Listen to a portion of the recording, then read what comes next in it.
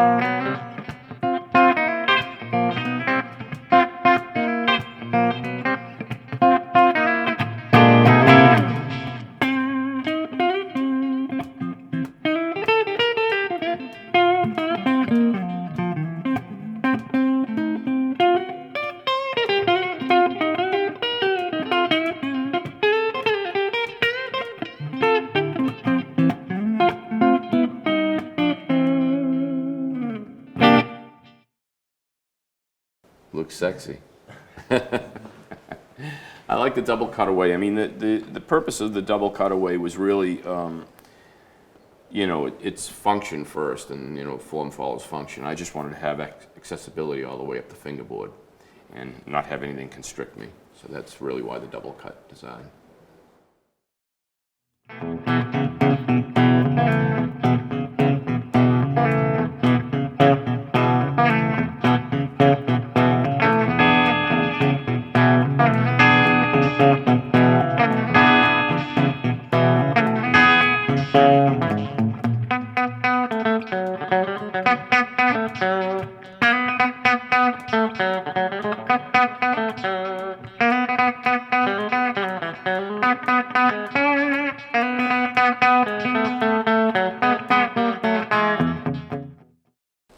The difference in the sound between the two models is this guitar has a little bit more of a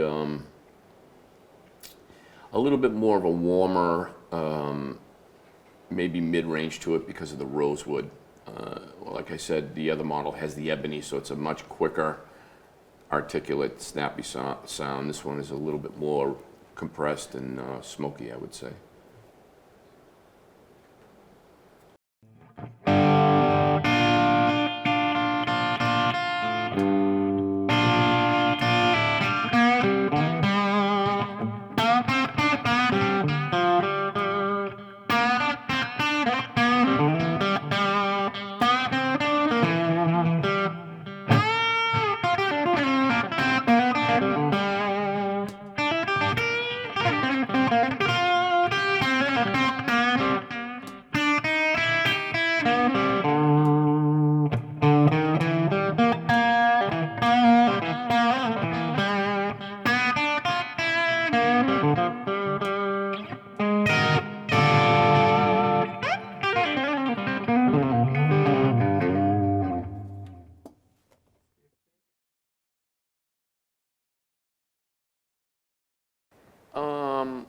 When I put my first record out, Sometime Tuesday Morning album, I was using, the main guitar for that album was an ES-295, and I used several other guitars on the album, 335s, Les Pauls, Firebirds, and when I was playing live in the very beginning with the instrumental thing, I was switching guitars a lot, and I don't particularly like to switch guitars. I like to use one guitar. And the Gibson Custom Shop started making me 1959 Les Pauls with Bigsby's on them because I use Bigsby. And they were great. I had 3 of them that I was touring with. And I went to a summer NAMM show for Gibson to do some performing. And I had a conversation with Rick Gembar. and at the time Mike McGuire, and they asked me how the Les Pauls were working out, and obviously a Les Paul is a great guitar. You can't fault it, but I was missing the hollow tone that I would get from my ES-295. So we just struck up a dialogue, and they said they'd be interested in hearing my ideas on a guitar design. So that's how it started. And at Summer NAMM 2002 in Nashville, and a year later the guitar came out in 2003. Well, the difference between the original Johnny A, which I guess is the custom, and the standard is it's more pointed. It has multiple ply binding on the top, 5-ply binding on the top, 3-ply binding on the back, 3-ply binding on the neck and the headstock. The fingerboard is ebony. This is rosewood. Both tops are maple, and the first version has gold parts, and this is nickel parts.